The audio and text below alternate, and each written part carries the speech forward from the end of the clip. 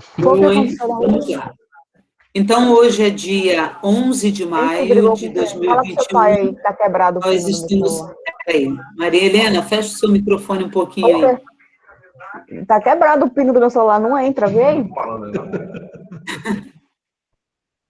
Hoje é dia 11 de maio de 2021, nós estamos reunidos com o quinto semestre de pedagogia, na nossa Semana da Pedagogia, com a presença do professor doutor Eduardo Bela Valentim. Eduardo. Com você, Eduardo. Boa noite e antecipadamente obrigada. Oi, Mari, boa noite. Muito obrigado pelo convite. Você sabe que qualquer convite que você me faça, eu sempre vou aceitar, pelo carinho e admiração que eu tenho por você.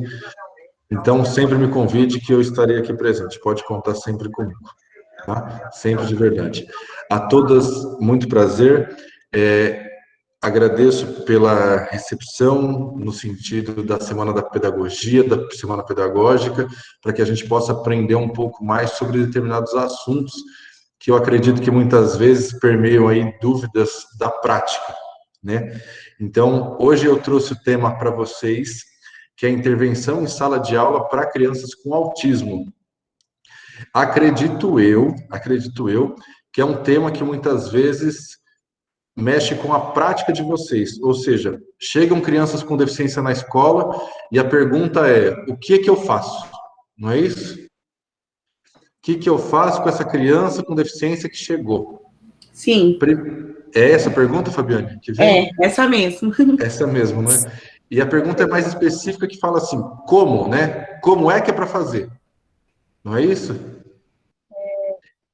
Então, eu tenho agora que saber como eu vou lidar com a criança com autismo. E aí eu preciso, antes de te dar essa resposta, fazer com que você entenda uma coisa essencialmente.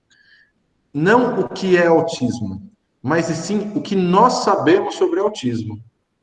Por que é importante eu saber isso? Eu vou dar uma certa definição para vocês agora, para que a gente possa entender um pouco sobre o assunto, e aí você me diz se é isso que você já sabia ou não, tá bom? Então, veja só. Criança com autismo é aquela que tem muita dificuldade na fala, que se balança muitas vezes, que grita, que não para quieta. É parecido com a criança que vocês conhecem? Sim. Sim? Sim. Sim. Aí vem a pergunta: toda criança com autismo é assim? Não. Não. Então, olha o primeiro ponto que a gente tem que entender. O autismo... Oi, Adriana, desculpa. São mais agressivas, dependendo do grau. Perfeito. Então, eu vou discutir essa questão de grau para a gente poder entender melhor também, tá? Olha só, o autismo define a criança ou a criança define o autismo? Eu acho que o autismo Qual é a resposta? define a criança. O autismo Ana, define a criança? Ó, isso é o que a gente pensa normalmente, mas na verdade é o contrário. É a criança que manifesta o autismo. Ela que mostra Por que eu estou dizendo? Ela é, né? Ela mostra as características, não sintomas, as características, tá? E aí, olha só a referência que a gente tem que ter agora. Se eu tenho uma criança com 3 anos de idade, lá na educação infantil, uma criança de 3 anos, ela tem características simples do desenvolvimento, não tem? Tem. Tem. Sim. Então, eu posso dizer que uma criança com 3 anos, ela anda, ela corre, ela tem características de egocentrismo, ela consegue resolver problemas mais fáceis, tem um vocabulário restrito, mas ela consegue se comunicar de uma maneira verbal muito bem contextualizada. Isso aqui não é uma criança de 3 anos? É. Sim. Perfeito. Agora, olha só o que eu vou fazer. A criança de 3 anos agora, ela tem autismo. O que agora ela tem de diferente? Nada. Só o diagnóstico. Isso, só o diagnóstico. Então, Mas o que às vai ter que ser vezes ela percebido? tem aquela dificuldade, né? Isso, só que olha o problema, talvez seja melhor, entenda o que eu vou dizer. Talvez o melhor olhar que a gente possa ter é esse olhar que a Fabiane trouxe, que é nada. Por que nada? Só um diagnóstico. Porque se eu olhar para a criança e pensar no autismo, eu vou definir o autismo e não a criança. Aí a gente começa a tratar a criança diferente, sem que ela nem precise. Isso, na verdade, ó, veja o absurdo que eu vou te falar agora, Fabiane. É para tratar diferente, não é para tratar igual. Nossa. Por que eu tô te falando esse absurdo? Mas por quê? Isso não significa, vamos supor, como a gente tem um preconceito em no modo de se ver? Não, na verdade, e vejam o que eu vou explicar para vocês. O preconceito, na verdade, está em igualizar todo mundo. Vejam o que eu vou te dizer. Quando eu coloco todo mundo no patamar de igualdade e não de equidade, eu estou discriminando. Por que eu estou te dizendo isso? Para que a gente possa entender a fala de deve tratar diferente. Não é que eu devo tratar a criança com autismo diferente. Eu devo tratar todas vocês também que não têm autismo diferente. Porque cada uma de vocês tem as suas próprias necessidades, as suas próprias diferenças, as suas próprias competências de aprendizagem. Só que o que a gente faz na sala de aula de forma natural? Tenta colocar todo mundo no mesmo padrão. E aí, quando eu coloco todo mundo no mesmo padrão, eu anulo qualquer competência ou dificuldade, porque eu quero que todo mundo aprenda daquele jeito, daquela forma e por aquele caminho. Então, tá conseguindo entender agora ou não? Sim. Sim? Então, veja só. O que eu tenho que fazer... Mesma pessoa, tendo ou não tendo, a gente tem que tratar diferenciado. Isso, por quê? Ó, essa pergunta que você fez, Adriana, é uma pergunta que veio na sua cabeça, do seu jeito, do seu formato, ou veio na cabeça de todo mundo? Não, é de mim mesmo. Eu tô te falando, eu tô te perguntando.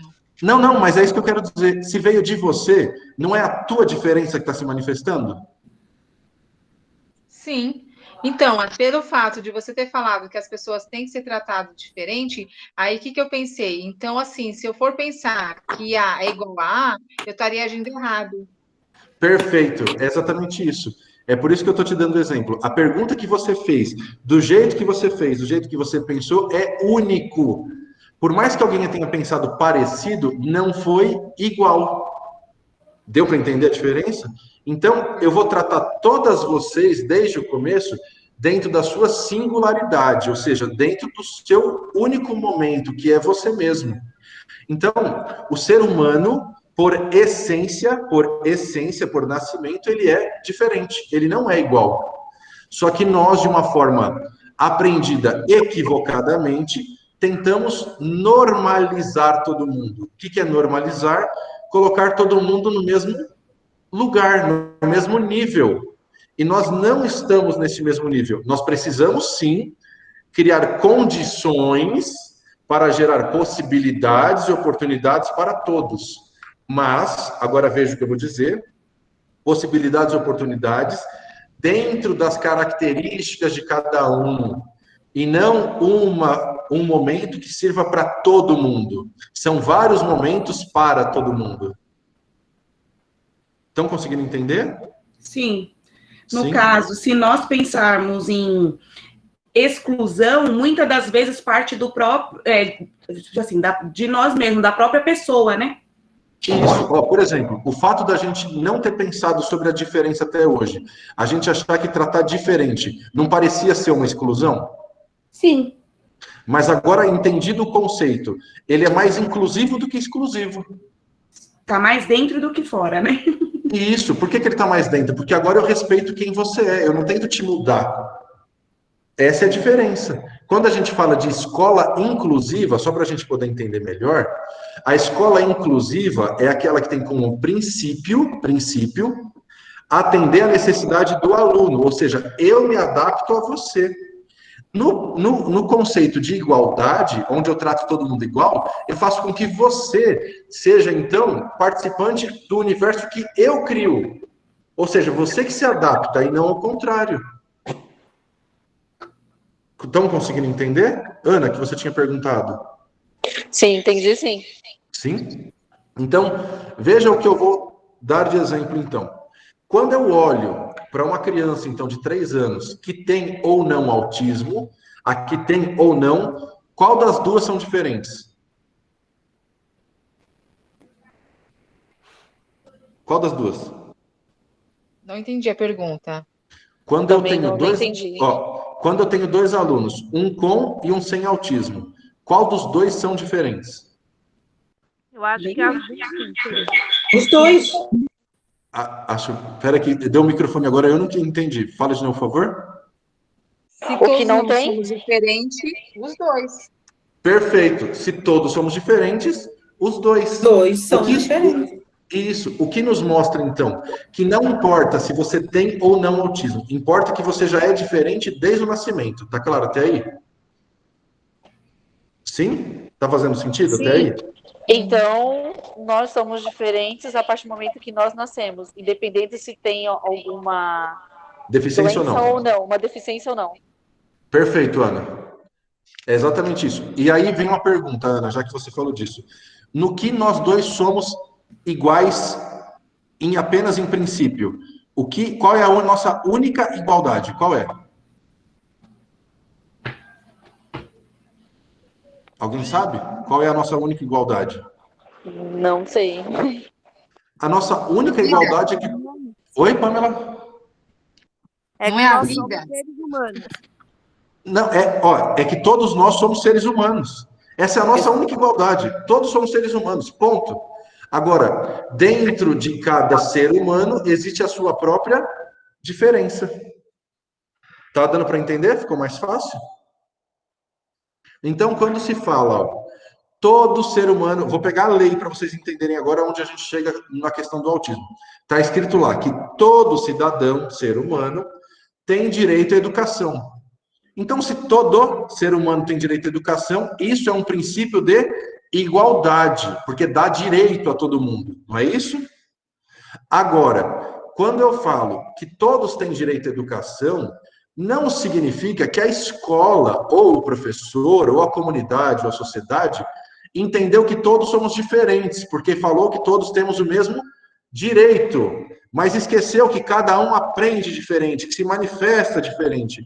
Então, eu dou o direito, mas eu esqueço de dar o acesso adequado a esse direito. Ficou mais claro agora? Sim? Sim. Sim, Então, ficou. perfeito. Assim, confundiu. Eu dou o direito, mas fica mais o quê? Ó, eu dou o direito de acessar não, o direito de se matricular à escola, mas eu esqueço de gerar o acesso à aprendizagem.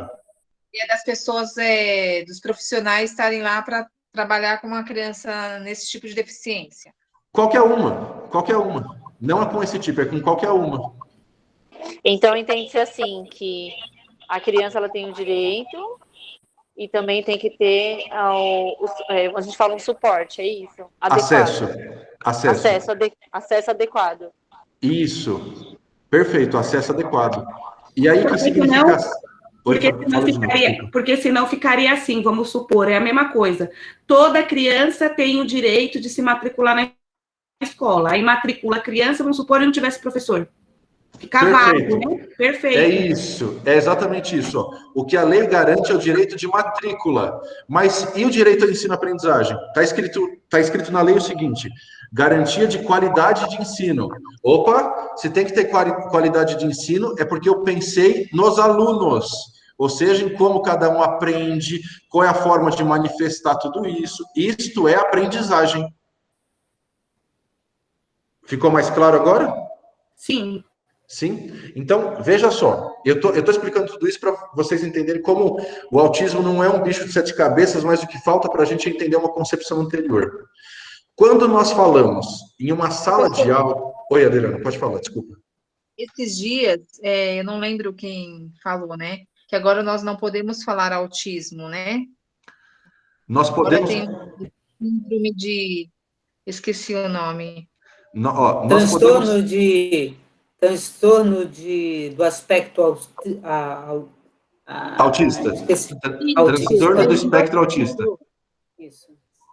Acho que é o As PA, pessoas- não é? PA? Mas as Chama? pessoas falam muita coisa, gente. É TEA, a Valéria é TEA, transtorno do espectro autista. Isso, Só que TEA. vejam uma coisa, Mas a gente pode falar, a criança, ela tem o autismo? pode falar criança autista, inclusive. A lei garante isso e a própria comunidade autista fala autismo. Não tem problema nenhum com isso. O que eu não posso fazer, entenda claramente, o que eu não posso fazer é usar autismo de forma pejorativa. Então, o meu amigo parece um autista, pelo jeito que ele se comporta. Isso é capacitismo, que é crime. Que é Entendi. crime. Se chama capacitismo, que é um tipo de preconceito contra a pessoa com deficiência. Capacitismo. Tá? Agora, quanto à referência, só para ficar mais clara essa informação na cabeça de vocês. Vocês vão ler, muitas vezes, no laudo médico, escrito transtorno global de desenvolvimento. Porque este é o nome que o CID, que é o Código Internacional de Doenças, CID-10, aponta no laudo, porque ele não foi modificado ainda, tá? Agora, em 2022, deixa de ser CID-10, vira CID-11 e o nome fica transtorno do espectro autista no lugar de transtorno global de desenvolvimento. Deu para entender? Sim. Sim? É uma questão terminológica só, tá? Não precisa se preocupar com isso agora. O que eu quero que entenda é uma criança com transtorno do espectro autista, por exemplo, que a Valéria disse, o TEA, que é a sigla que a gente usa, tá perfeita, TEA, é uma criança que tem, então, um transtorno que mostra um distúrbio neurológico, tá? Um distúrbio neurológico. Quando se fala distúrbio neurológico, atualmente, se diz que o autismo é causado por uma característica genética. 83% de causas por modificação genética. E os outros 17% são com relação ambiental. Agora, o que significa relação ambiental? Toda a parte intrauterina, entendam bem, intrauterina, onde a mãe pode ter uma má gestação que pode provocar distúrbios associados com essa caracterização genética. Isto é... Oi, desculpa, Mário. Isso é novo, né? É novo. Descobertas. Esses dados saíram esse ano, inclusive, do ano 2020 para 2021. São dados atuais. Antigamente, só a título de curiosidade, se acreditava que autismo, primeiro, lá em 1940, ele foi provocado pelas mães, por dois motivos. Era a chamada mãe geladeira ou mãe jacaré. O que significam os dois? Só a título de conhecimento. Mãe geladeira é aquela que causava extremo afastamento da criança, fazendo com que ela, então, não tivesse afeto. Então, ela não se desenvolvia por falta de afeto, porque a mãe era fria, por isso, mãe geladeira. Já no segundo tipo de mãe, que é a mãe jacaré, quem lembra do mundo animal, significa que o jacaré, ele protege muito os filhos e não deixa com que os filhos saiam por aí. Então, a causa do autismo foi relacionada ao fato de bolha, ou seja, a mãe não permitia que o filho se desenvolvesse. Só que durante o tempo... Super protetora, né? Isso, super protetora. Só que durante o tempo isso foi sendo provado que é apenas um mito e não existe. Em meados de 2016, 2018, saiu uma pesquisa, inclusive, que a vacina provocava autismo. Tinha uma vacina que provocava autismo. Isto é mentira. Foi um artigo publicado por um médico que recentemente foi preso porque foi descoberto que ele só publicou isso porque ele recebeu dinheiro de uma indústria farmacêutica para vender o remédio para a cura do autismo. E essa notícia saiu como uma bomba, onde todo mundo começou a acreditar que a causa do autismo era uma vacina. E isso não existe. Tá? Deu para entender um pouquinho? É rápido, mas é só para título de compreensão sobre esse fato. Tudo bem? Ótimo. Sim. Ótimo. Tá? Dentro desse requisito, então, o que a gente vai pensar agora? Eu tenho uma criança com autismo na escola. Quando a gente fala, eu vou usar a palavra que a Adriana falou lá no começo, existem vários níveis de autismo, não é isso? Sim. Sim. Então, aí vem a minha pergunta de uma questão pedagógica. Vários graus, né? Isso, vários graus. Quais são os graus de autismo? Quais são? Alguém sabe? Quando a Adriana citou isso, falando, tipo assim, porque às vezes, até quando a gente pesquisa sobre isso, mostra assim, quais são os sintomas do autismo? Leve, avançado, eu não sei se moderado, isso... severo. É isso, leve, avançado e moderado? É leve, moderado, avançado. Ó, é leve, moderado, severo e profundo. Leve, moderado, severo e profundo. Esses dados são do Manual de Psiquiatria, a DSM-5, que é o manual que rege toda a estrutura que vai modificar o Código Internacional de Doença. Tá? Agora, por que eu tô te... O que fazem essas fases, vamos supor, esses graus, são... Ai, como é que eu posso dizer? Os comprometimentos do aluno. Como eles reagem, é isso? Não como eles reagem, mas o nível de comprometimento. Os comprometimentos neurológicos. Não é o comprometimento neurológico, é a manifestação do comprometimento. Por exemplo, eu tenho crianças com autismo que falam de uma forma um pouquinho mais devagar apenas. Se ela fala e interage pela fala, usa diálogo e não reproduz a fala constantemente, ou seja, não repete ela, então ele pode ser considerado no nível linguístico leve. Tá dando para entender? Sim. Agora, nesse nível leve, mas pode ter, vamos supor, na mesma criança um outro nível? Não. É só um nível, né? Só um nível. O que pode acontecer com a criança, ela ter algo chamado comorbidade. O que é comorbidade? Além do autismo, ela também tem. Então, por exemplo, existe uma estatística que mostra que 60% das crianças com autismo também têm deficiência intelectual, em diversos níveis também. Tá dando para entender? É uma comorbidade, ou seja, é uma associação junto ao autismo, não é o autismo, é associado ao autismo. Sim, eu consegui entender. Conseguiu? Então, seria uma criança que tem um nível de autismo, e sim uma criança só que tem uma associação. Na verdade, assim, ela tem um nível de autismo que é leve, porém associado à deficiência intelectual, que pode ser leve, moderada, severa ou profunda. Também pode ter outros níveis. Deu para entender? Agora, qual é o problema de se falar leve, moderado, severo e profundo? Alguém aqui é da área da saúde? Não. Então... Eu já tenho muitos anos. Você já foi enfermeira, Valéria? Não, eu fiz enfermagem. Você fez enfermagem? Há muitos anos. Eu não. A Adriana que fez. A Adriana, desculpa, é que eu confundi aqui, fica aparecendo para mim, perdão. Pensa assim, na área da saúde, eu quero que vocês façam a comparação, vai ficar mais fácil de entender. Na área da saúde, quando a pessoa chega no hospital, você faz uma triagem, não é isso? A pessoa que tem menos gravidade vai ficar lá 6 horas esperando, e a pessoa que tem muita gravidade vai ser atendida imediatamente, passando na frente de todo mundo, não é assim? Correto. Sim. Isso significa nível de comprometimento. Isso. Ou seja, o quanto ela está comprometida com aquilo. Comprometido no sentido de defasagem, tá?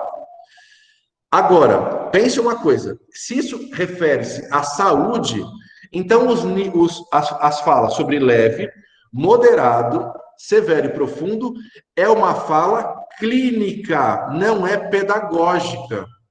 Ou seja, toda vez que você vai procurar referência sobre isso e você acha leve, moderado, severo e profundo, você está lendo no lugar errado, porque aquele lugar é para a área da saúde e não para a educação. Nossa. E isso é muito importante saber, porque a gente fica assim, ele é leve, moderado. Isso é uma relação biológica, ou seja, pelo laudo médico, uma visão clínica. Eu já achava assim, no meu ver, que falando de autismo, englobava tudo isso na parte de educação. A gente tinha que saber questão dos tipos, entendeu?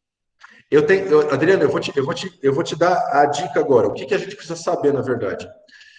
Algumas características do que significa leve, algumas do moderado, severo e profundo, para ter parâmetro. Mas não é isso que a gente tem que ficar preso na pedagogia. Por quê?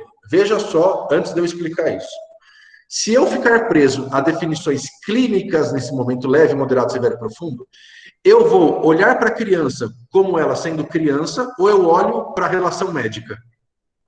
Relação médica. E aí eu esqueço da criança. Deu para entender? Então, a gente não tem que ficar olhando para o laudo médico, porque o laudo médico vai descrever uma relação clínica dele. E se eu olhar só de forma clínica, eu vou falar para ele, olha, você nunca vai falar, nunca vai andar, nunca vai fazer nada. Porque a parte clínica está me apontando um nível de gravidade severa. Só que veja, entenda uma coisa. Vou falar de um autista para vocês. Uma pessoa chamada Lionel Messi, o maior jogador de futebol da história, tem autismo. Só que aí as pessoas... Oi? Fala de novo. Já comuniquei isso para ela. A professora comentou conosco. Isso. Já. Só que olha o problema, que algumas pessoas não sabem disso e agora eu vou explicar. O Messi, ele tem savantismo. Alguém sabe o que é isso? Não. Oi? Ele tem savantismo. Olha o que eu vou explicar para vocês agora, que é algo importantíssimo de saber. 60% a 70% das crianças com autismo têm deficiência intelectual. Tá claro? Junto com o autismo. Sim. 20% a 30% das crianças com autismo têm inteligência preservada. Preservada. Tá claro isso? E 10%, olha só, 10% das crianças com autismo sofrem de algo chamado síndrome de Savant. Trocando em miúdo, significa síndrome da genialidade. Ele é gênio. Ou seja, ele tem uma superdotação em alguma área. Então, você tem um autista superdotado. Então, a gente para de olhar o autismo, por exemplo, como algo limitante, porque se ele é superdotado, na parte psicomotora, ele é o melhor jogador do mundo. Já assistiram uma série chamada Good Doctor?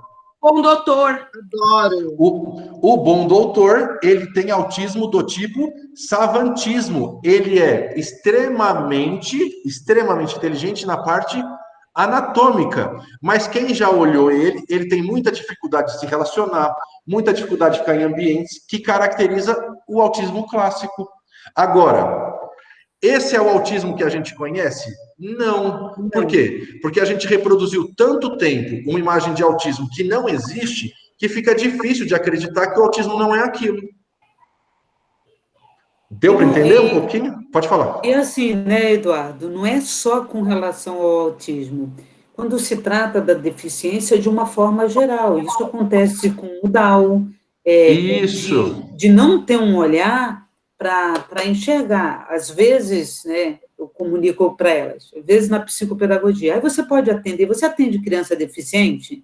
Aí, né, já vem o rótulo, você atende a criança deficiente? Sim. Então, eu atendo criança, vamos conhecer quem é essa criança, para que eu possa dizer o que ela é capaz dentro daquilo que pedagogicamente eu vou propor para ela, que às vezes ela me dá respostas maravilhosas. Aí, essa semana, eu estava atendendo o DAO, e aí eu perguntei lá dentro da psicopedagogia, lá, quando tem mais margaridas, né? Tem as rosas, tem as margaridas ou flores. E aí eu mostrei o saquinho para ele online. Peguei o saquinho, nem tirei para expor, dentro do saco.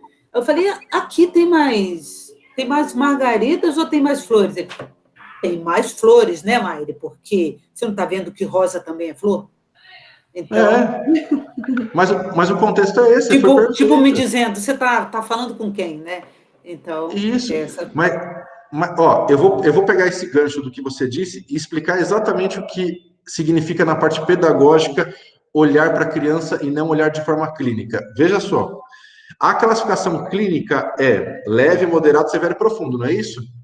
A classificação pedagógica é simples, precisa de apoio, apoio substancial ou apoio muito substancial. E por que se fala apoio substancial e apoio muito substancial? Porque eu vou testar as características dele de acordo com o que eu quero ensinar. Então, a partir do momento que eu testo porque eu quero ensinar, eu vou descobrir se ele precisa de muito apoio ou pouco. E a partir daí eu começo, então, a agir. Ou seja, qual é a primeira base de se trabalhar com um aluno que tem autismo? Conheça o aluno para saber quais são as suas facilidades. Primeiro ponto, entende o que eu vou dizer? Eu reconheço quais são as suas facilidades para poder melhorar o ponto fraco e não trabalhar a dificuldade. Veja a diferença. Eu não atuo na dificuldade da criança. Eu atuo no que ele sabe para poder melhorar o nível do que ele não sabe. Essa é a diferença. Ficou mais fácil de entender pedagogicamente como eu olho? Sim. Sim? Agora... Eu não digo assim, eu não digo o ruim, né? Mas e quando aquela criança, assim, que tem aquela dificuldade de se interagir numa sala de aula? O detalhe... Tipo de nível, assim, que a gente constata, assim, não sei se seria a palavra correta. Não, mas é constatar. Vou te dar um exemplo. Se eu olhasse para a sala de aula onde estamos todos nós agora, pensa em todos nós presencialmente, não agora online, pensa presencialmente. Se eu der uma atividade em grupo, o que eu espero que cada um de vocês faça? O que vocês têm que fazer primariamente? Eu falo, formem grupos, o que vocês têm que fazer? Formar as duplas, o grupo. Mas para formar a dupla, o que você tem que fazer? Vai no detalhe. A importância da avaliação está no detalhe, e não no todo. Questão de olhar para os colegas... Então, olha só, você está respondendo já. Como eu vou verificar a interação? Se ele olha para os colegas, se ele começa uma conversa, se ele continua uma conversa, se ele anda até o colega, se ele chama o colega. Eu estou te dando 5 parâmetros de protocolo. Isso. O que eu fiz agora? Eu só te dei 5 parâmetros de protocolo. Isso é protocolo de avaliação para criança com autismo, só para que você saiba. É um protocolo que a gente usa para avaliar a interação. Ele mantém o olhar? Não. Ele mantém a interação dialógica? Não. Ele começa a interação, termina? Não. Então, eu percebo que no quesito interação, ele precisa de apoio muito substancial. Ficou mais fácil de perceber? Ficou? Ficou. E aí, Ana, tudo bem? Ana? Você foi falar? Desculpa. Ana ou Adriana? Ficou. É que às vezes... Ana também. Tá? Então, vamos para o pressuposto básico agora. Existe algo como autismo dentro do pacote chamado autismo, só para ficar mais fácil de entender, chamado transtorno do processamento sensorial. O que significa transtorno do processamento sensorial? Alguém já ouviu falar disso? Não. Sensorial é... Não fala, meu Deus. A professora explicou uma... Eu falo... O sensorial é o toque, o sentir. Perfeito. Fala quais são os 5 sentidos básicos. A professora falou. Peraí, tô tentando lembrar. Vou puxar. Peraí que eu vou tentar lembrar. Olfato, visão... Isso. Audição, os 5 básicos, degustação. Não é isso? Degustação, paladar. O tato. Tato. Olfato, audição. Visão. E paladar. Paladar. Isso. Então, veja o que eu vou te dizer agora. Se nós estivéssemos presencialmente, eu ia pegar a sua mão agora. Todo mundo está me vendo na câmera? Sim. Então, eu ia colocar a sua mão aqui, eu ia pegar meu dedo e ia fazer assim na sua mão. Tudo bem? Me explica o que significa isso que eu fiz. Tato. O tato. Eu estou trabalhando o tato. Você sentindo, é isso? Sim. Palpável, né? Tá apalpando. Estou apalpando, ótimo. Só que agora vamos para uma relação neuromotora, para ficar mais fácil de entender. Quando eu encosto na tua mão, você dispara um sinal elétrico, ou seja, um neurônio motor, vai sair da sua mão, sistema nervoso periférico, e vai mandar uma mensagem para o meu sistema nervoso central, aqui em cima, não é isso? Isso. Quando chega aqui, esse sinal é devolvido para minha mão, que intelectualmente aqui eu vou saber, um dedo encostou na minha mão, eu respondi a mensagem, não é isso? Sim. É um estímulo, né? Isso, é um estímulo. Só que, olha, agora eu vou detalhar um pouco mais. Quando eu encosto na sua mão desse jeito, você sente a pressão, a textura, a temperatura. Você pode até perceber a intencionalidade, ou seja, não é apenas uma sensação tátil que eu estou te dando, são várias ao mesmo tempo, não é isso? Isso. Perfeito. Então, entendido isso, veja, a criança com autismo tem transtorno do processamento sensorial. O que significa isso? Que quando eu encosto aqui na mão dela e ela tem que receber esse sinal para codificar e voltar a resposta, ao invés de ir um sinal, como é para você que não tem esse transtorno, vão 1 milhão de sinais elétricos ao mesmo tempo. Então, quando ela recebe esse monte de sinal elétrico ao mesmo tempo, ela consegue se comportar adequadamente ou ela começa a se mexer, tapar os ouvidos, os olhos? O que ela faz? Eu acho que ela começa a se mexer e ela transmite todos os sinais, não é isso? Isso, ela começa a fazer assim, por exemplo, já viram a criança fazer isso? Sim, já. Sim. Isso aqui, a título de conhecimento para vocês também, é um movimento que ela usa para autorregulação, ou seja, ela se movimenta para regular as sensações que ela recebeu, para que ela não surte e não entre no que a Adriana tinha falado lá no começo, em agressividade. Porque a agressividade nada mais é do que a manifestação excessiva da sensibilidade da criança, e não a agressividade no sentido de violência, mas a agressividade no sentido de dor interna. Ela está sentindo e precisa se comunicar, mas às vezes ela não consegue, então ela bate, morde, puxa. Ou seja, isso é a demonstração da sensibilização. Deu para entender? O fato de ela não conseguir se manifestar, ela começa já a ficar agressiva, né? Ela fica nervosa e começa a se debater. Isso, esse debater-se, Adriana, ele se chama autorregulação. Autorregulação? Autorregulação. Autorregulação do quê? Da sensação que ela recebeu. Quando ela parte, por exemplo, para agressão, ou ela se movimenta muito rápido, ou tapa os ouvidos, é porque aquilo passou do limite dela. Já passou do limite. Então ela não consegue mais suportar ficar naquele lugar, olhar nos olhos, ou seja, tem várias características ali. Só que aí, mais uma vez, toda criança com autismo sofre da mesma forma? Não. A cada criança manifesta isso de diversas formas. Perfeito, são diferentes. Então, aí vai uma questão pedagógica da prática, para você entender.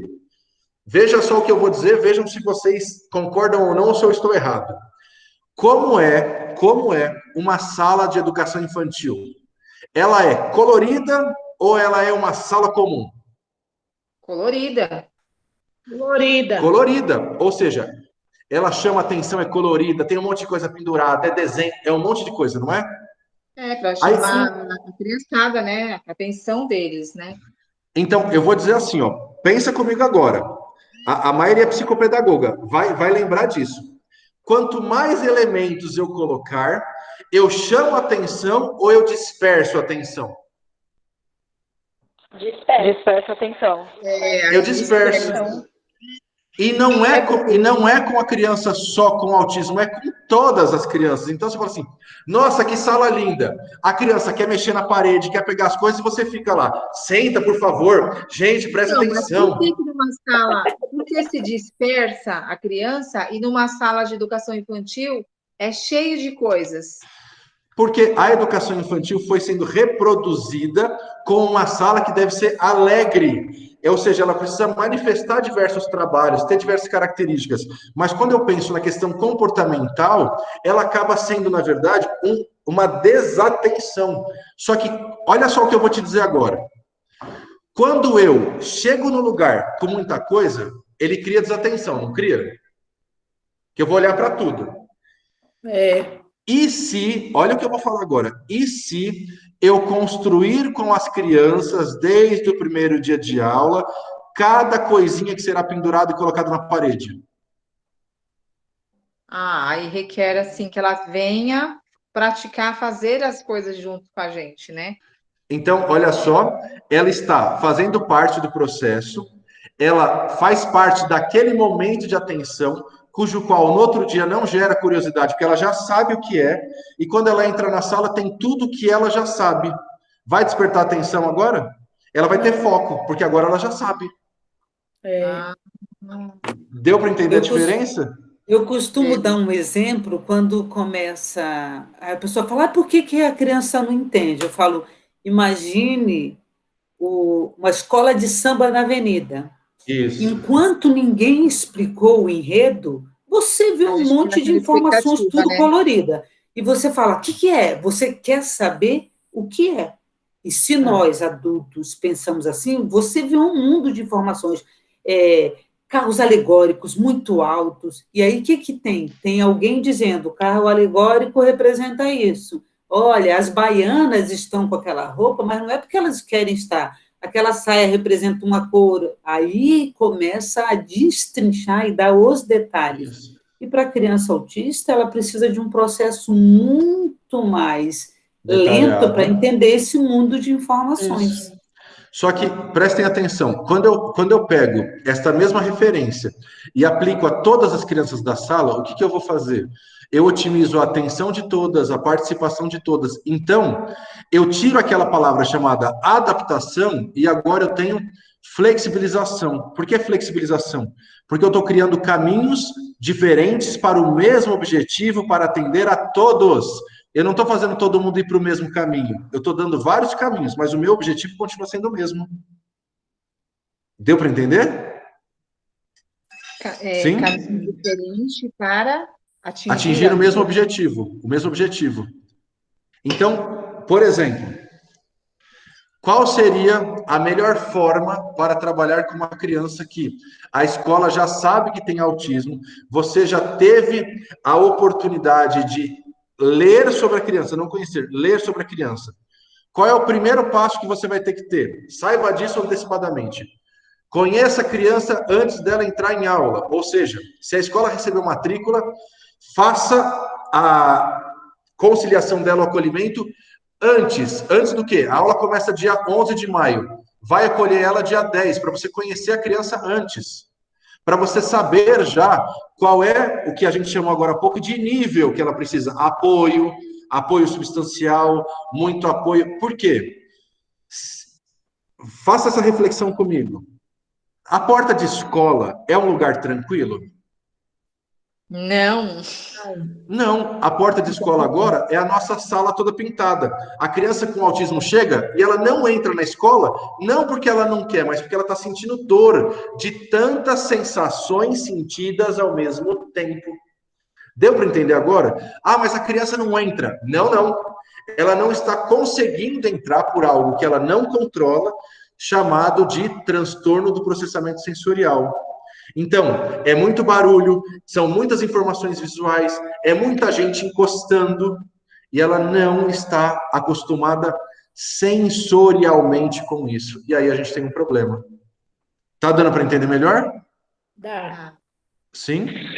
Mas, professora, é que nem uma criança que tem lá na nossa creche, ela só comia com a mão, agora ela tá deixando colocar a colher sobre a boca dela. Uma só professora, outras professoras não podem tocar nela, que ela não deixa, e ela só dorme no silêncio. Ela não consegue dormir com barulho. E o que vocês têm que fazer nesse caso, Ana? Não é flexibilizar algumas ações? Sim. Se você flexibilizar isso, você não faz com que o ambiente se torne mais acessível para ela? Sim. Então, o que eu estou fazendo? Atendendo às necessidades das diferenças que cada um de nós tem. É isso que eu estou fazendo. Diferente do que a gente pensa em tratar todo mundo igual, eu trato todo mundo com Equidade é diferente. Equidade é uma coisa, igualdade é outra. Tudo bem? Sim. Sim? Vamos para um outro exemplo prático. Veja só. Hora do intervalo. A criança quer ir comer junto na cantina ou no almoço. Crianças com autismo, muitas vezes, têm uma referência simples, que é a forma que você colocou a comida no prato e o cheiro da comida. O que isso significa? Se você colocar a comida no prato, uma comida em cima da outra, não é muita informação visual para ela tentar separar na cabeça aqui visualmente? Sim. Então, o que você vai fazer primariamente? Vai colocar divisórias mesmo, ou às vezes uma comida do lado da outra sem que ela se misture, porque visualmente ela tem maior facilidade de acomodar isso sensorialmente. Tá dando para entender? Segundo ponto, a comida. Nossa, que comida cheirosa. Se for um cheiro só, tudo bem. Se forem vários cheiros, o que acontece? Dá um chute na cabeça. Isso, mais uma vez eu me perco por causa das relações sensoriais. E aí, vou educação infantil, eles costumam sempre fazer aquelas comidas coloridas, né? Isso. Isso, para uma criança com autismo, compromete, né? Porque ela acaba não querendo comer, porque ela entende que tem muita informação naquele prato. Isso, só vou refazer a frase, Adriana, assim, não é que ela entende, o corpo dela sente sem mesmo ela querer. Eu vou, não é algo que ela controle. Isso, eu vou exatamente dar a frase de uma autista poeta que foi perguntado para ela, como é, ou melhor, como são essas relações sensoriais? Ela diz, é como se tivessem duas pessoas dentro de mim, eu que eu controlo e uma outra que faz o que quer, por causa do que eu sinto. Então, são relações incontroláveis. Qual é o nosso papel enquanto professor? Reduzir os estímulos no sentido de quantidade para evitar esse descontrole. Esse é o nosso papel. Deu para entender melhor? Sim? Deu? Sim. E aí, veja só que interessante. Vou puxar a sardinha para o meu lado agora. É melhor um professor ou uma professora?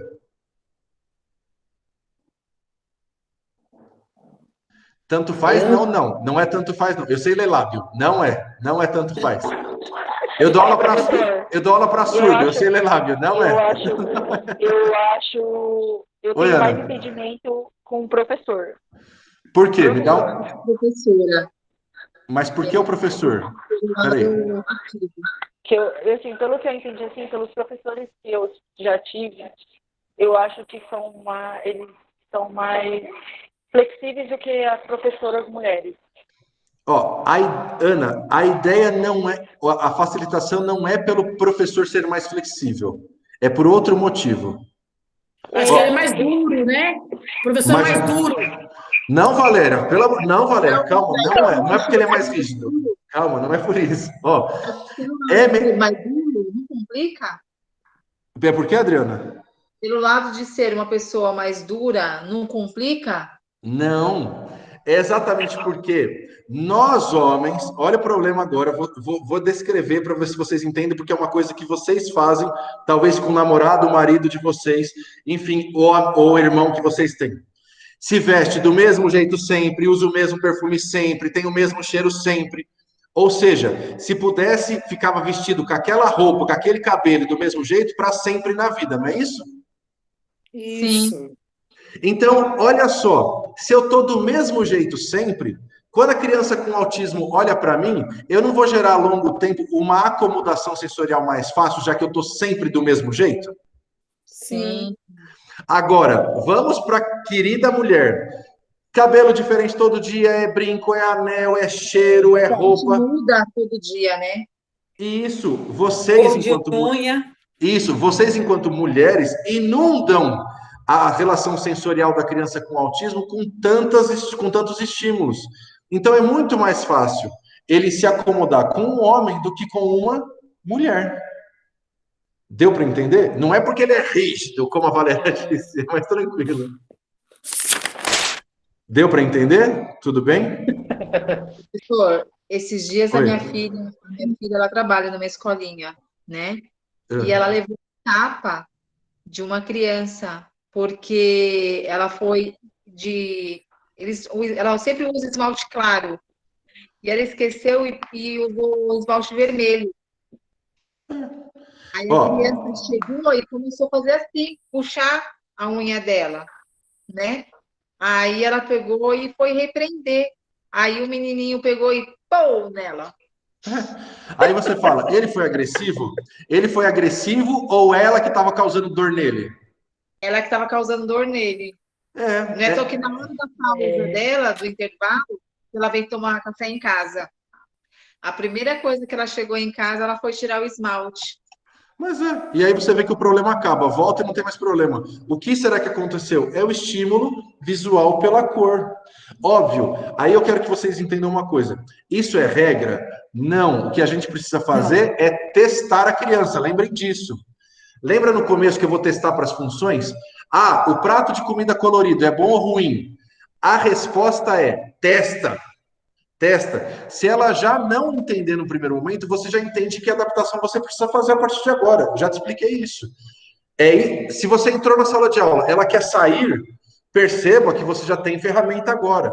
Se você quer verificar a interação da criança, verifique o olhar, verifique o diálogo, se ela inicia ou não a conversa. Ou seja, você tem ferramenta para isso agora, você já sabe para onde olhar. Vou dar um exemplo.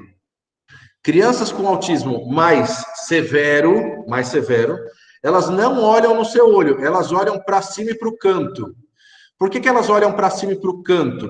Se você olhar agora, para cima e para o canto, o que você enxerga? Olha aí, para cima e para o canto. O que tem para cima e para o canto? Paradinha. O que você encontra? Para cima eu vejo a luz. Nada. Você muitas vezes vai ver o cantinho da parede que não tem nada.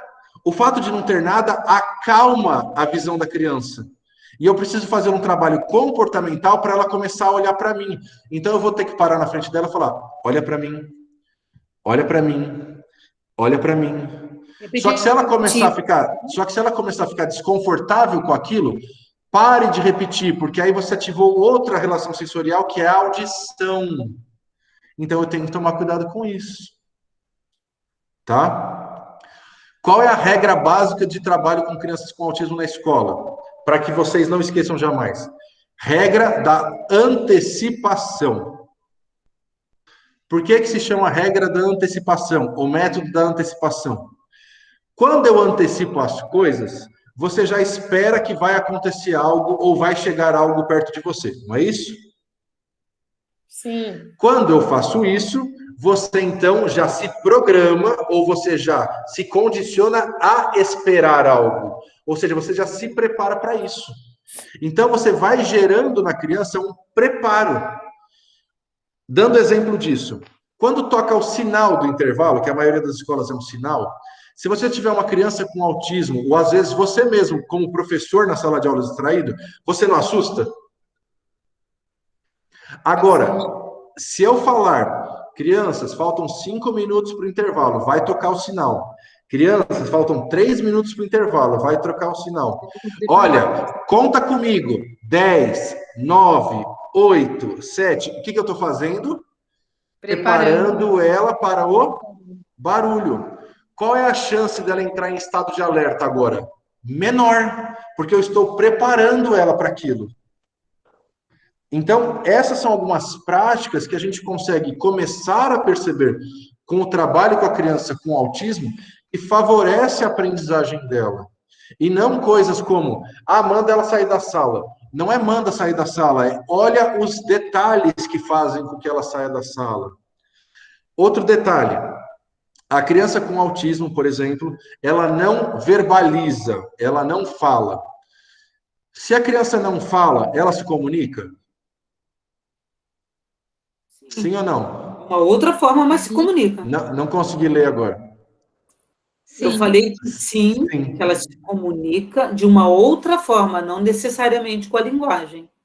Perfeito. Então, qual seria uma outra forma? Exemplo, prancha de comunicação com imagem. Então, eu tenho a imagem das coisas com a palavra escrita e eu começo a ensinar ela a apontar e fazer na sequência o que quer. Óbvio, isso é do dia para a noite? Não. Eu vou treinar a criança a reconhecer a figura e apontar, reconhecer e apontar. Eu começo sempre, só para ficar mais fácil, com ações do dia a dia, banheiro, comida, lanche, para ficar mais fácil. E aí eu começo a adicionar verbos depois. Então, quero banheiro, quero lanche, para que ele comece a construir o vocabulário dele com as imagens. Deu para entender? Sim, professor. Os... Professor, Oi, pode falar, Maria. Me tira uma dúvida. Isso tudo que você está falando é específico para todas as séries ou varia de série e de idade para idade de criança? Não varia a série, varia a criança, nem a idade, varia a criança. Por exemplo, a criança na educação infantil, que tem todas essas questões a serem tratadas, eu vou tratá-la na educação infantil. Só que essa criança veio crescendo e não foi feito nenhum tipo de terapia integrativa ou análise comportamental ou flexibilização pedagógica. Eu vou ter que fazer os mesmos processos lá no ensino médio. Agora, se isso foi trabalhado e desenvolvido quando ela for crescendo, eu tenho crianças que não que deixaram de ser autistas, entendam isso? Não é que deixaram de ser autistas, mas que começaram a responder muito melhor com relação às relações humanas e à comunicação. Então, eu tinha uma criança, por exemplo, que era muito agitada, que não falava e não se comportava. Se eu conseguir desenvolver isso na educação infantil, eu vou ter uma criança no ensino fundamental que, por exemplo, vai conseguir se comunicar com imagem. Então, isso eu não preciso fazer mais, mas porque eu trabalhei lá atrás. Então, sempre, uma das palavras-chave dentro do autismo é intervenção precoce. Quanto mais cedo, mais fácil a aprendizagem. Por quê? Entendam uma coisa agora, que é muito importante. Você tem a primeira e segunda infância, não tem? 2 anos e 7 anos em média, correto? Sim? Então, veja.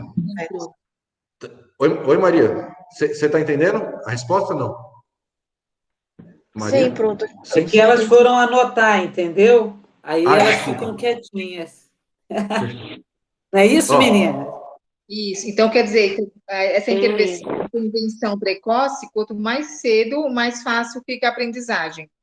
Perfeito. Agora, por quê? São dos níveis, né? Isso, mas por que fica mais fácil? Entenda uma coisa. Vocês já ouviram falar que criança é uma esponja? Sim.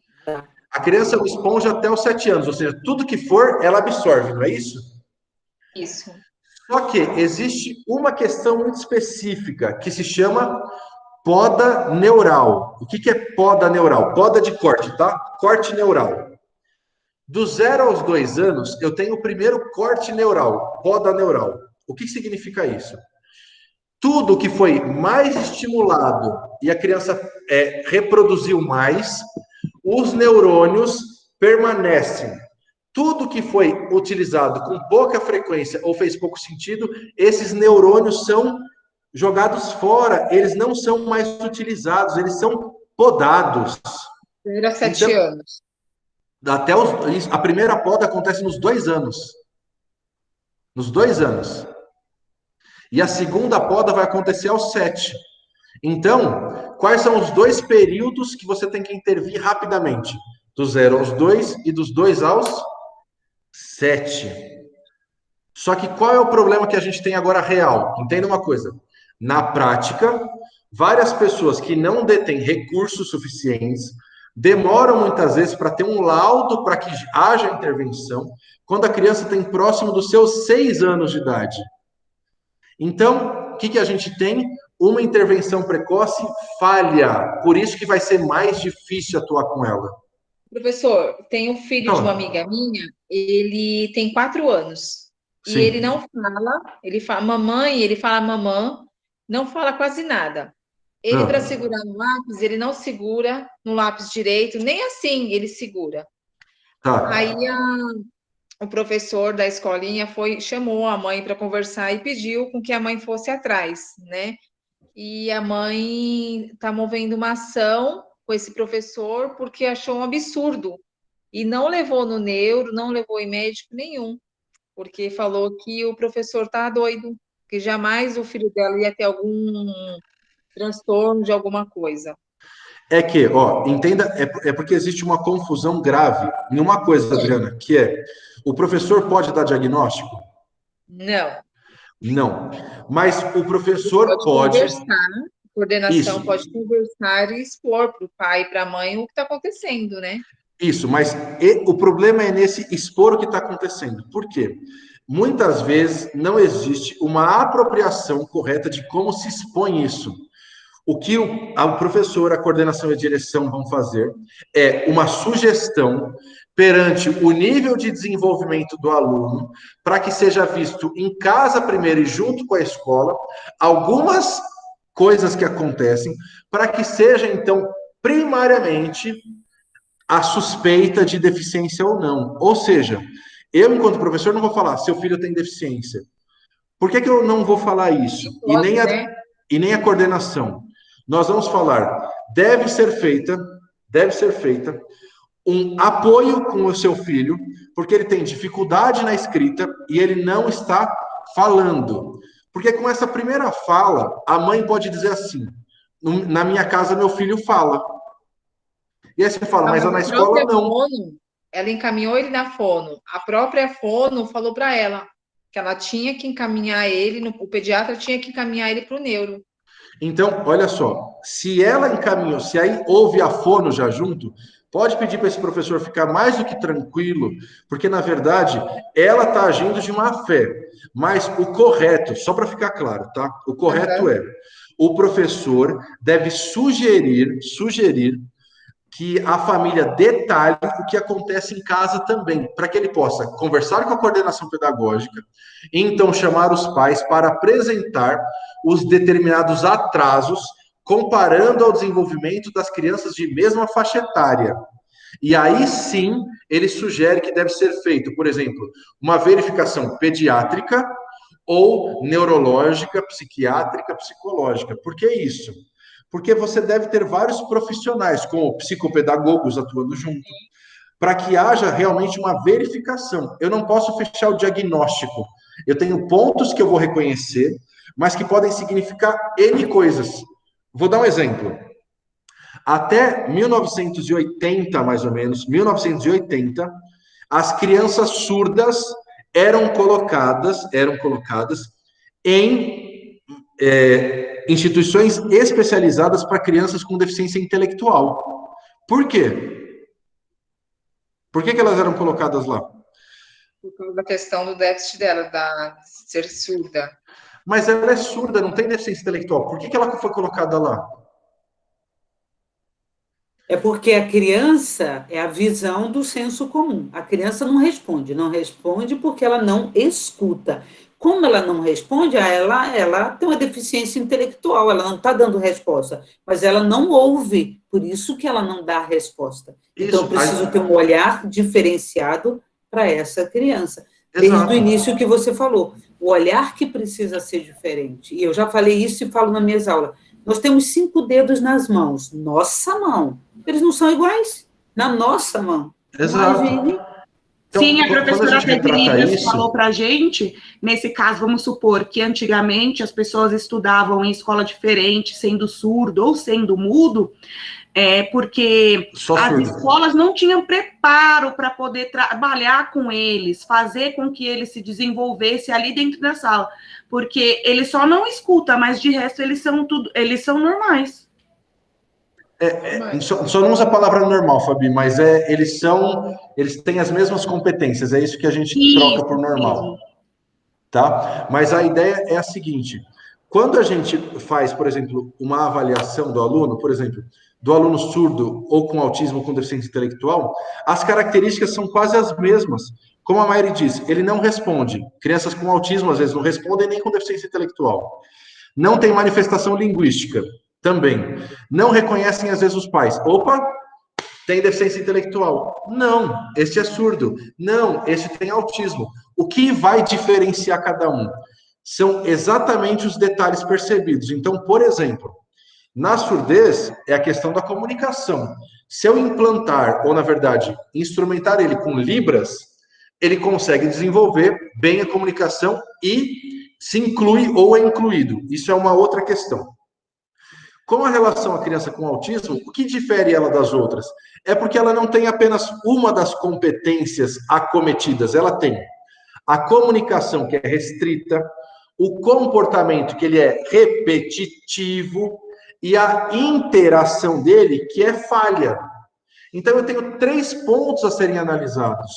E mesmo com esses 3 pontos, ele tem que atingir, em uma escala de testes, vários pontos para ainda assim ser diagnosticado como criança com autismo. Senão, ele apenas vai ser colocado como uma criança com dificuldade. Consegue entender a diferença? Então, a gente faz várias caracterizações, não são apenas uma ou outra, são várias. Por isso que a gente sempre estabelece para a pedagogia uma relação simples.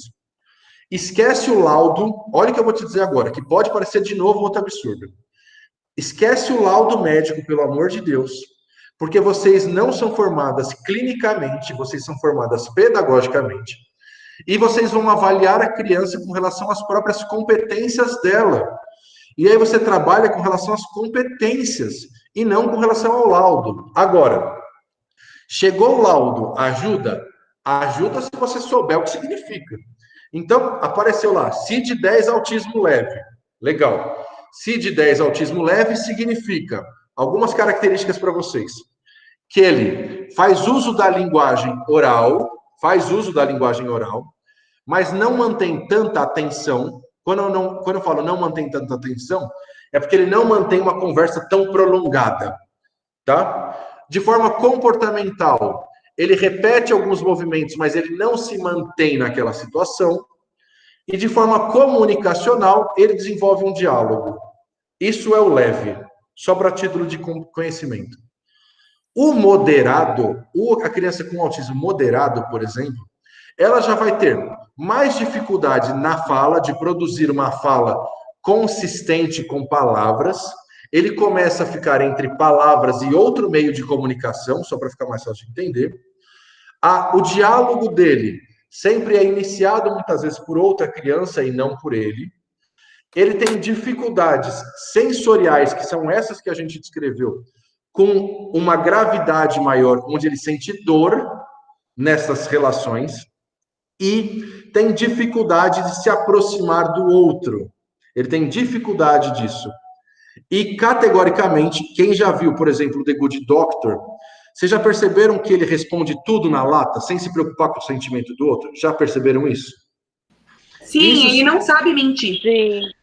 Não sabe mentir. O que acontece é que pessoas com autismo têm transtornos das células espelho. O que são transtornos da célula espelho? Ele tem dificuldade de compreender o que é empatia. Ele não consegue se colocar no lugar do outro e entender essa relação muitas vezes. Então, ele fala porque ele não sabe se aquilo vai te fazer mal ou não. Ele não entende essa relação. Por isso, esse processo de empatia é dificultado pela falha nas células espelho. Deu para entender melhor? Deu. Sim? Sim, deu. E aí, nos níveis, por exemplo, últimos, que são os severos e os profundos ou graves, nós temos aquela criança que muitas vezes entra em estado de surto ou de agressividade, como a Adriana trouxe, com mais frequência. Ela não usa vocabulário oralizado, ou seja, verbalizado, ela tem que usar outro recurso. Ela tem muita dificuldade de interagir, seja com quem for. E ela tem extrema sensibilidade sensorial.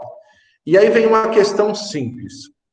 Isso é o que a gente precisa saber de forma clínica e de forma pedagógica. Ele consegue ficar dentro da sala de aula?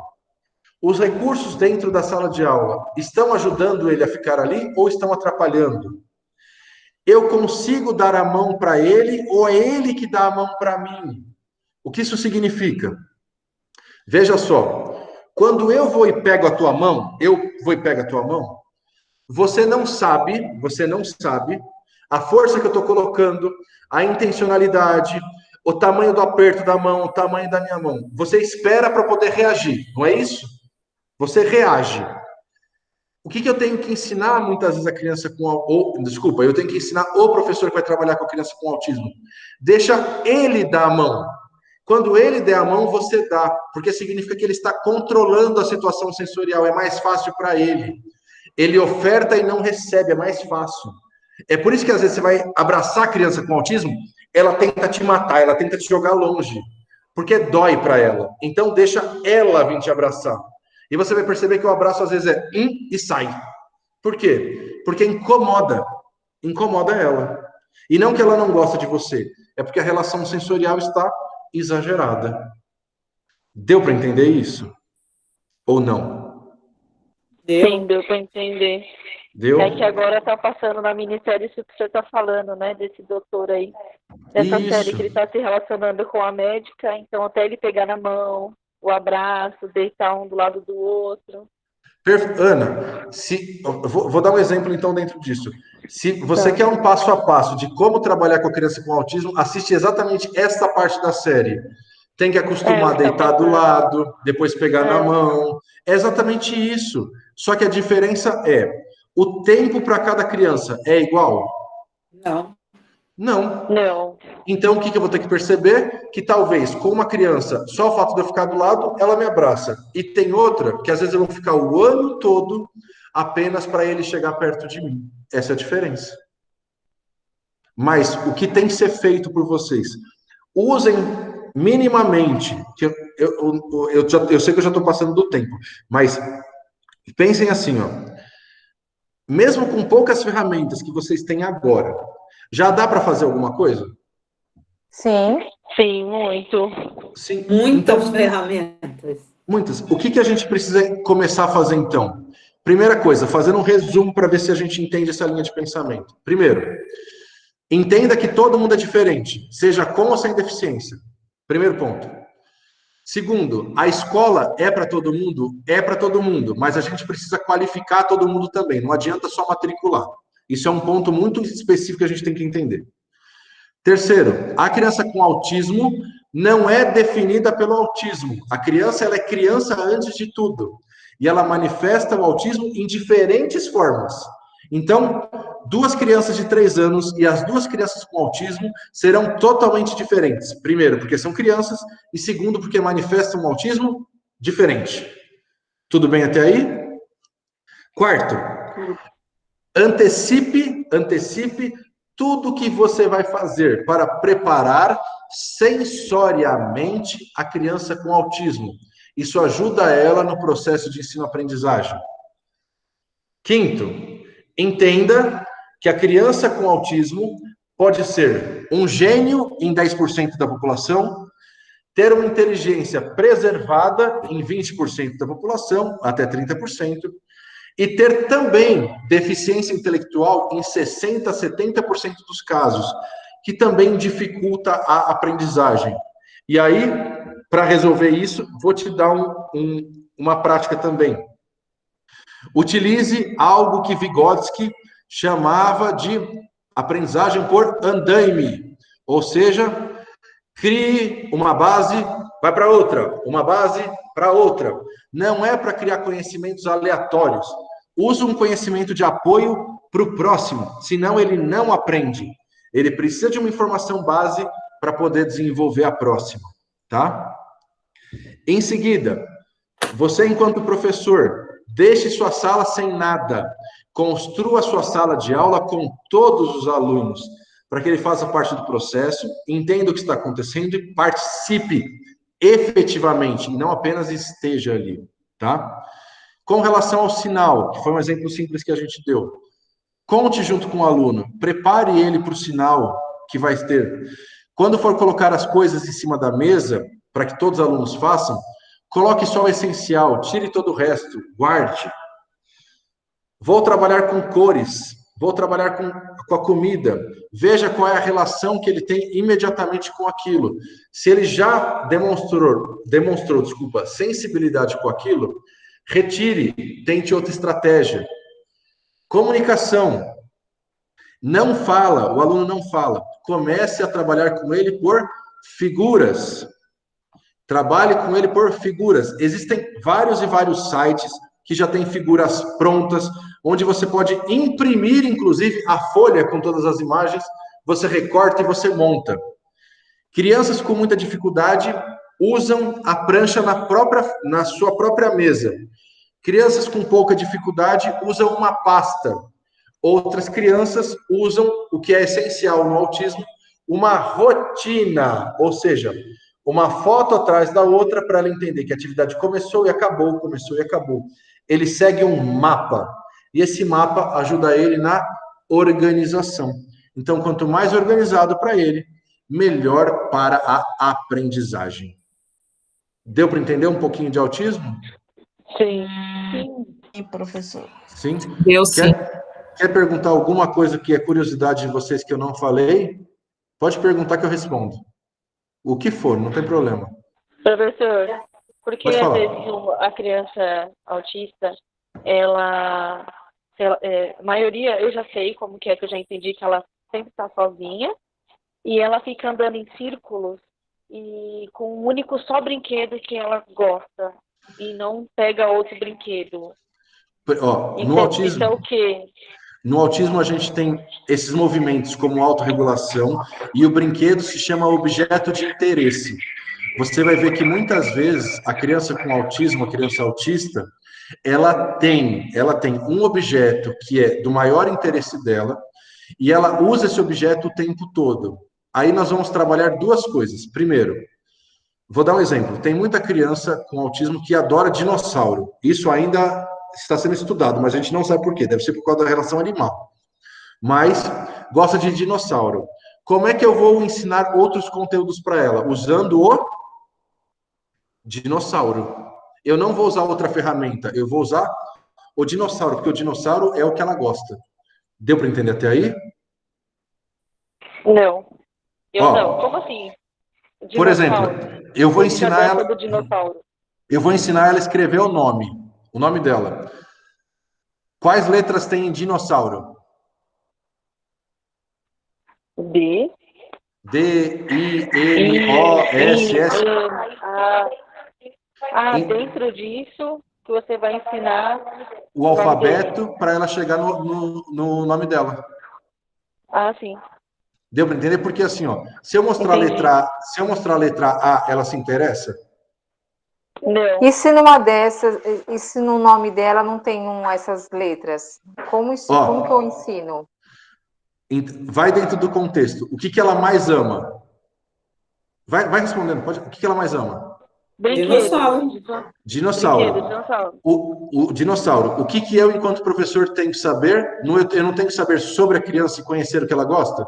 Isso. Sim. Então eu vou perguntar para ela, qual é o dinossauro que você mais gosta? Fala qualquer um aí. Ela vai falar um outro. Então já tem mais letras, não tem? Eu vou construindo.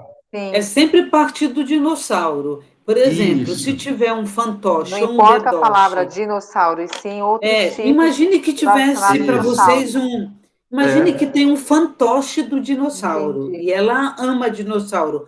O fantoche vai falar a partir do dinossauro. Tem N possibilidade. Então, ele fala, vamos dizer que a Maire tem autismo, o dinossauro fala com a Maire, Maire, ele não estabelece conexão com ninguém, vem me dar um beijo? Eu gosto do dinossauro, eu vou até lá, eu começo a chegar próximo.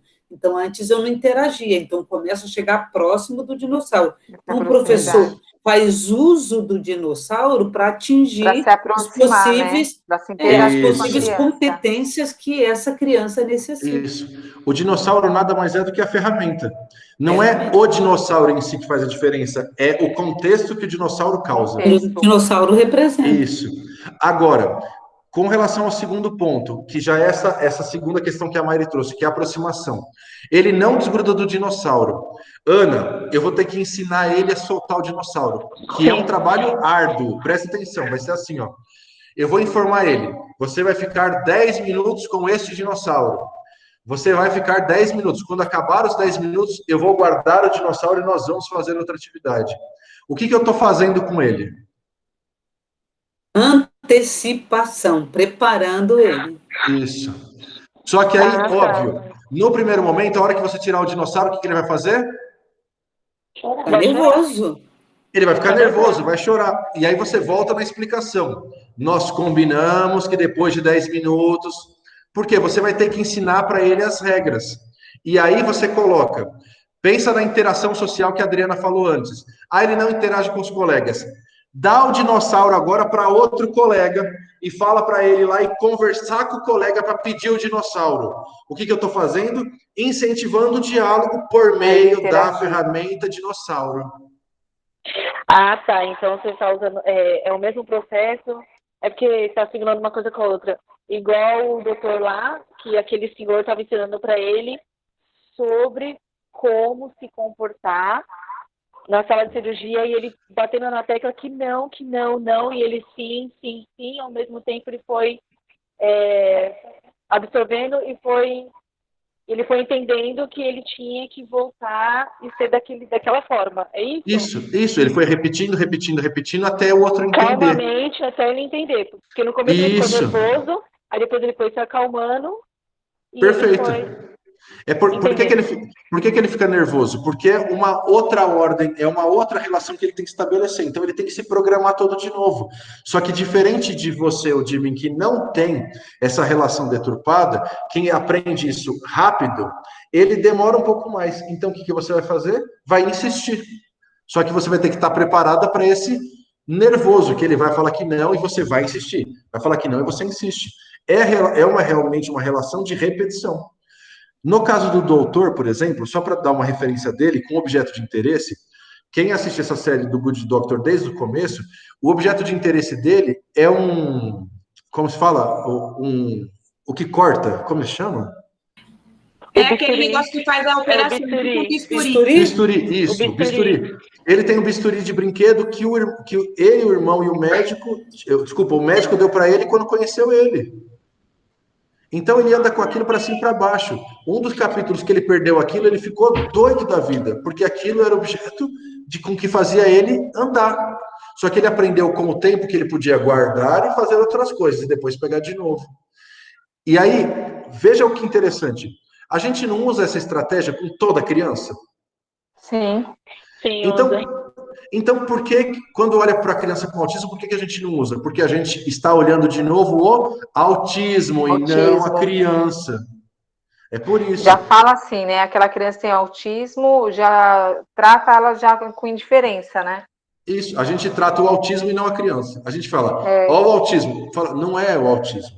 Ele tem nome. Já fala, né? Aquela criança é autista. Isso. É uma pergunta simples, só para vocês entenderem. Veja quanto é idiota a pergunta, mas faz todo sentido. Como eu chamo uma criança com autismo?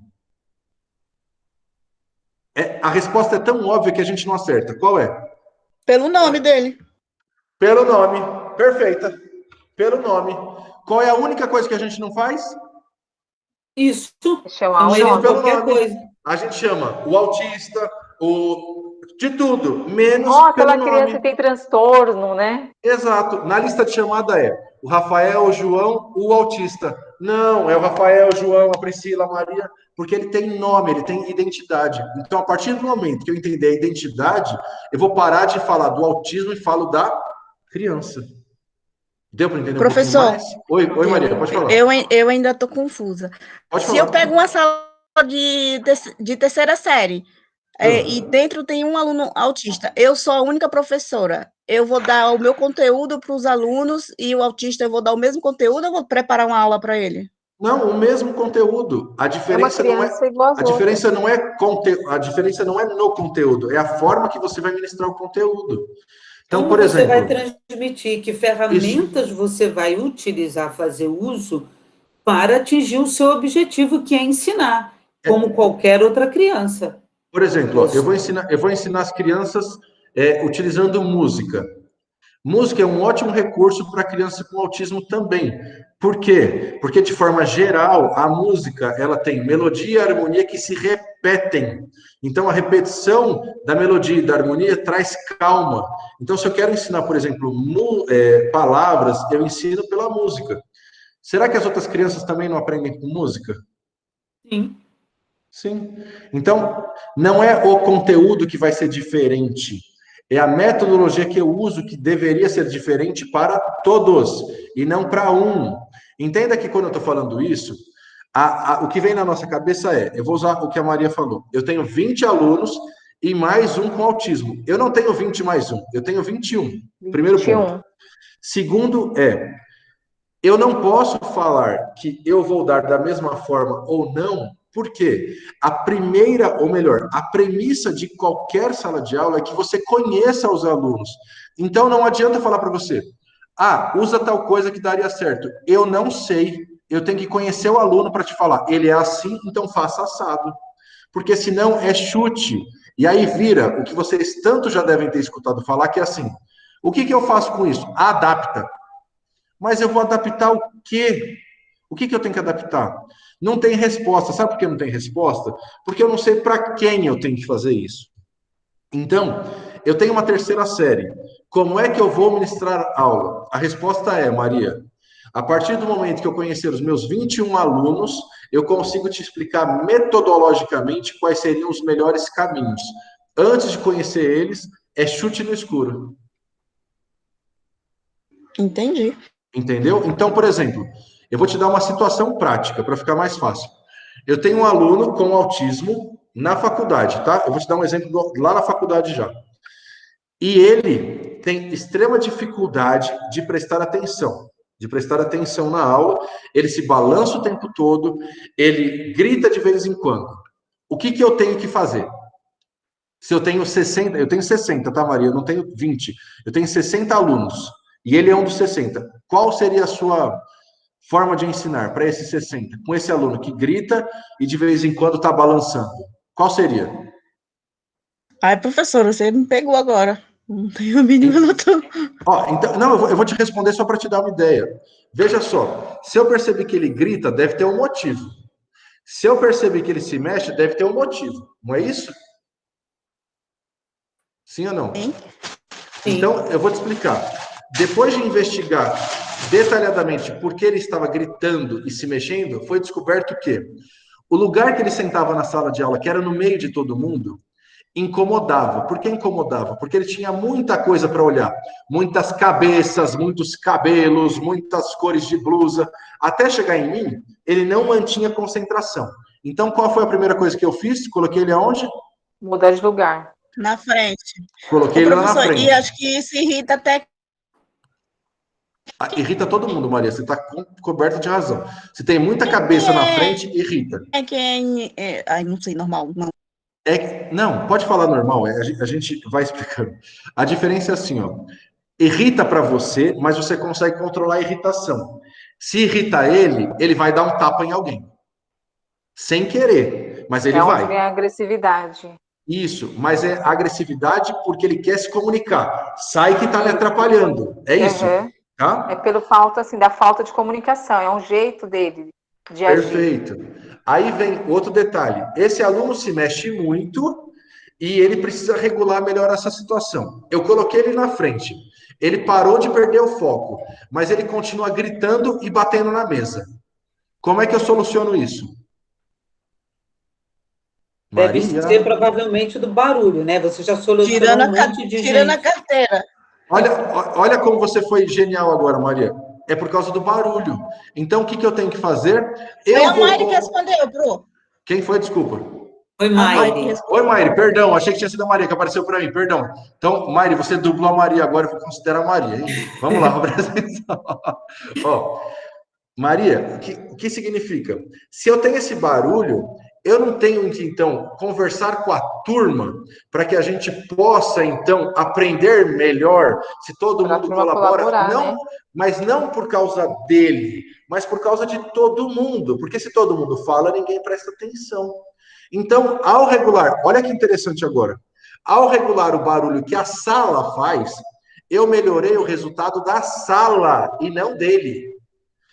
A única diferença que eu vou falar para vocês, eu dei prova para eles na faculdade, teste.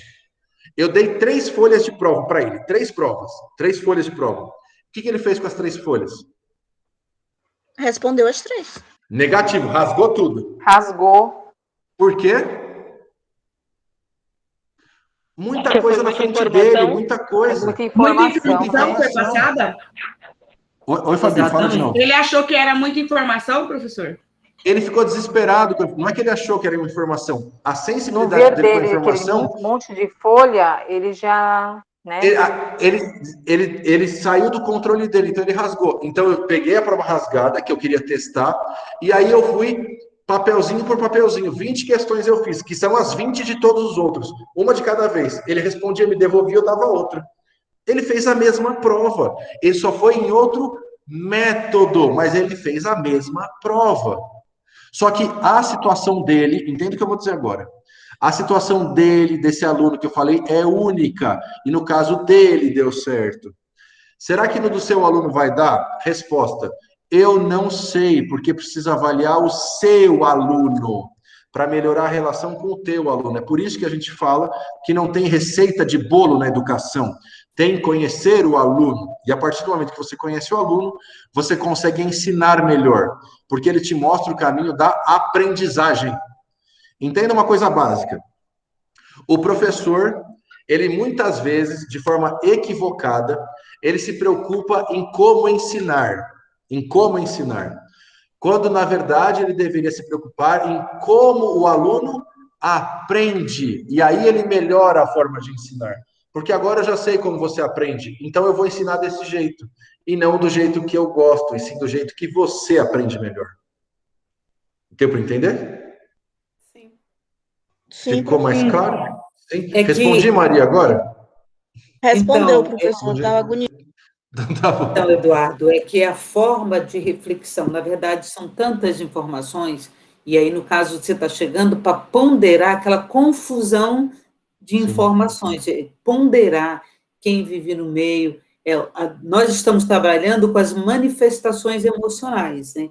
Então, até mesmo aquelas informações que não são verdadeiras, né, Pro? Exatamente, que é do senso comum. E hoje eu estava escrevendo, né, sobre adolescentes, que a gente sempre fala, é muito difícil entender o adolescente. Ah, mas adolescente é aborrecente. Não fala que o adolescente é aborrecente, porque você gostaria toda hora de dizer que você é um adolescente aborrecente? Não. Então, eu não preciso ser autista para me incomodar. Me incomoda você dizer que eu sou uma aborrecente, quando eu não sou. Quais são as sensações que eu estou sentindo, que estão me incomodando, que você não está vivenciando. Então, mas ele tem tudo 14 anos, todo mundo é igual. Não. Todos têm 14 anos, só que um é de um jeito, outro é de um jeito, outro sente de um jeito, como eu sinto, né?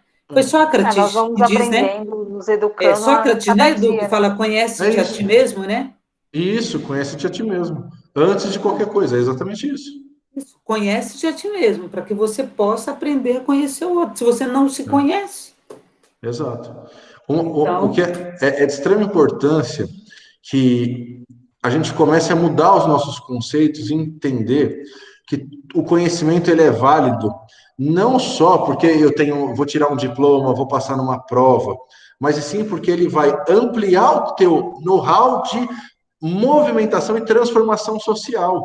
Então você consegue transformar muita coisa. Agora, quando a gente só se preocupa, vou aprender isso para passar na prova, vou aprender... Você vai cair numa infelicidade tão grande, porque parece que você não aprendeu nada. Você só passa na prova e tirou 10. Vai para a prática, não sabe fazer nada. Por quê? Porque a preocupação era decorar e falar na prova. A preocupação era tirar nota, né? Isso. Só que isso, de novo, nós aprendemos, por que eu falei do normal e eu vou explicar por último isso agora? Nós aprendemos a falar culturalmente, historicamente, muita coisa e agir dessa forma. Então, nós vamos atrás da nota, porque o tempo todo nós somos reforçados a ir atrás da nota, e não, muitas vezes, somos ensinados a fazer o contrário. Então, é importante que vocês aprendam o contrário para poder ensinar o contrário. Para que a gente entenda que a palavra normal, por exemplo, define o que significa padrão. Não é aprender o errado e fazer o certo, né? Isso, exatamente. Então, se a gente sabe, por exemplo, que normal é padrão, eu espero, literalmente, com todo o perdão à palavra, mas que vocês entendam de forma reflexiva, é que todas vocês, e eu, e qualquer um que eu conheça, seja anormal. Porque eu quero realmente que você seja muito diferente do outro. Porque é só a diferença que me faz aprender. Se eu sou igual a você em tudo, o que eu aprendo? O que eu consigo aprender? Se você fala do mesmo jeito, pensa do mesmo jeito, se veste do mesmo jeito, tem a mesma aparência. Vai ser aquela mesmice, né? Do dia a dia. A ideia de igualdade, a gente utiliza quando a gente fala de direitos legais. Todo mundo tem o mesmo direito. Quando a gente fala de ser humano, a gente fala de equidade, que é a valorização das diferenças perante o direito de ser igual. É exatamente isso. Tá bom? Nossa, maravilha. Tá ótimo. Amei. Consegui ajudar em alguma coisa? Parabéns. A gente começa a ver as coisas de uma outra forma. Abre os olhos, não é? Olha, é um muito diálogo que abre os olhos. Aí a gente começa a ver, assim, como falta profissional nessa área aí fora. Falta. É por isso que, assim, na área da educação especial, não é que tem vaga, tem muita vaga. Muita vaga. Falta, né? Não tem profissional. Não tem. Falta muito. E assim, tem gente que fala assim, mas eu vou fazer um curso só. Faz o curso para aprender, faz outro, e faz outro, e não para. Não é, eu fiz um curso, já sei. Parabéns, faz mais 10, faz mais 20, faz mais... Não para, porque as coisas mudam. Dando exemplo do autismo, como a gente falou. Professor, eu vou fazer um curso agora de inclusão. Não, mas faça. Eu vou dar exemplo. Cada pós-graduação que a gente faz na área de deficiência, cada pós-graduação, ela é de 3 anos. 3 anos. Então, tem gente que fala assim, fiz um curso de 4 horas, já sei sobre educação inclusiva. Estuda um pouquinho mais. Estuda um pouquinho mais. Não é por causa do tempo, mas é porque não dá para discutir tudo de educação inclusiva em 1 hora, 2 horas, principalmente, e eu estou falando só sobre a temática de educação inclusiva. Se eu falar sobre autismo, paralisia cerebral, surdo cegueira, aí vai longe. Por quê? É muita coisa, mas não é impossível. A diferença é, antigamente, você poderia optar em trabalhar na sala especial e na sala regular, para atender crianças com e sem deficiência. Hoje em dia, estamos todos com todas as crianças na sala de aula regular. Então, por favor, aprendam, estudam para que essa criança mereça a educação de qualidade que é apenas escrita e não apenas tenha uma matrícula, porque hoje em dia, infelizmente, temos muitas matrículas e não uma escola inclusiva. Dito dessa forma, só para, desculpa, Maire, tomar o tempo, mas assim, dito desta forma, é só para a gente entender uma coisa. Saiu um decreto, dia 20 de setembro do ano passado, que pede uma opção aos pais para recolocar as crianças em escolas especiais e em classes especiais. Por que esse decreto pede isso? Porque essas escolas especiais e classes especiais vão fazer o que a escola regular prometeu fazer com a inclusão e até agora não fez. Que foi garantir a educação de qualidade e não só garantir matrícula. Então, a criança volta para a escola especial porque ela vai ter um professor especializado para ensinar ele de verdade. E não fazer matrícula numa sala onde talvez, se Deus quiser, se o milagre acontecer, ele vai aprender alguma coisa. Tá bom? Deixa o seu site, Edu. Quem quiser falar comigo, pode entrar no Instagram, que é atitude_inclusiva, que é no Instagram. No Facebook é Atitude Inclusiva Transforma, /Atitude Inclusiva Transforma. E o site, para quem quiser saber mais algumas informações, e tem cursos também, algumas coisas, é atitudeinclusiva.com.br, tá? Se quiser mandar e-mail para saber de curso, essas coisas que a gente vai fazer, qual que é o site, e-mail, professor? atitudeinclusiva.com.br. Quando entrar no site dele, atitudeinclusiva.com.br, vão ter os outros canais do Instagram, isso, vai ter tudo. do Facebook. Já manda cursos já pra gente, né? Tem de tudo. A gente fez uma formação agora, uma semana atrás, de desenho universal para aprendizagem, que é exatamente o que a Maria perguntou, que são quais são as formas metodológicas de se ensinar. Então, a gente ensina durante 2 dias diretos, que é um curso de 16 horas, várias formas de representar o conhecimento, várias formas de agir sobre o conhecimento e de engajar o aluno na aula. Isso tudo sobre uma coisa chamada desenho universal para aprendizagem. Mas tem muita coisa. Certificado? É tudo certificado. Todos têm certificado. Tá bom? Então, se vocês tiverem interesse, pode entrar lá, tem meu e-mail, tem tudo também, pode mandar mensagem, a gente responde rapidinho também, e vai ser um prazer receber vocês. Tá ótimo, professor. Muito obrigada, viu? Muito obrigado a todos vocês. Muito obrigada, professor. Quando eu tinha vontade de fazer a pergunta, Obrigada, você já respondia, professor. Ô, Maria, desculpa, prometo que a próxima vez eu espero. Desculpa. Essa aula, a gente Não precisa, foi muito bom. Obrigado. Essa aula só vai encaminhar pra gente, né? Como assim a aula? Essa palestra. Adriana? Essa palestra a gente vai ter acesso, A palestra é como né? se fosse a aula. Aí tá vendo a Adriana como é ansiedade, aquilo que eu falei? Ela participou, ela está lá, ela quer. Adriana, a gente Já quer aula gravada. fazer a matrícula dela. Ela é da aula gravada. Não é para pegar nada gravado, eu nem vou colocar. Eu vou esperar passar e não vou colocar, porque elas têm que aprender a registrar. Não, pô, ó, eu tenho aqui, ó, várias folhas, eu marquei tudo. É isso que você vai colocar. É isso que você vai colocar no relatório, Adriana. É isso. E outra coisa, eu vou me despedir do Edu para não prender o Edu aqui. Eu vou ter uma conversa com elas. Edu, muito obrigado. Você é aquele amigo de todas as horas. Obrigada pelo seu tempo. Eu sei que você teve que adequar a sua agenda e a recíproca é verdadeira. Quando você precisar, me chamar, que dentro das possibilidades nós estamos aí. Obrigada por essa oportunidade delas terem essa visão, não é? Diferente, porque tantas informações do senso comum que aí elas precisam ter um olhar diferenciado. Acho que foi bastante esclarecedor e conto com você, não só agora, mas sempre. Tá? Pode contar comigo, Mari. Muito obrigado mais uma vez pelo convite. Muito obrigado a todas pela participação, agradeço muito. E se tiver mais alguma dúvida e precisar esclarecimento, fica à vontade, pode me mandar, que com o maior prazer eu respondo. Tá bom? Tá ótimo. Obrigada. Beijo. Obrigado, gente. Foi um prazer. Tchau. Boa noite, Tchau, tchau. Boa noite.